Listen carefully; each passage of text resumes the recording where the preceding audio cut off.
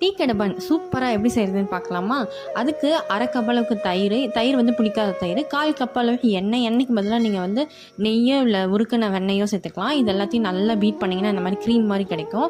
இது கூட வந்து 1 கப் அளவுக்கு ரவை, அரை கப் அளவுக்கு சர்க்கரை போட்டுட்டு நல்லா மிக்ஸி ஜாரில் அடிச்சுட்டு சேர்த்துக்கோங்க. 1/4 கப் அளவுக்கு மைதா, 3 ஸ்பூன் அளவுக்கு பால் பவுடர், 1 ஸ்பூன் பேக்கிங் பவுடர், அரை ஸ்பூன் பேக்கிங் சோடா, கொஞ்சமாக வெனிலா எசன்ஸ், இது எல்லாத்தையும் ஆட் பண்ணி நல்லா மிக்ஸ் பண்ணி விட்டுக்கோங்க.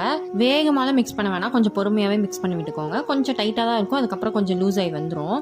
இப்போ இந்த ஸ்டேஜில் வந்துட்டு ஒரு 1/4 கப் அளவுக்கு நான் பால் எடுத்திருக்கேன். அதில் அரை கப் அளவுக்கு நல்லா பால் சேர்த்துட்டு நல்லா மிக்ஸ் பண்ணிவிட்டு ஒரு 10 நிமிஷம் மூடி வச்சிடலாம். மூடி வச்ச கேப்பில் வந்துட்டு நம்ம அடுப்பை வந்து 10 நிமிஷத்துக்கு ப்ரீ ஹீட் பண்ணிக்கலாம் ஹை ஃப்ளேமில் வச்சு.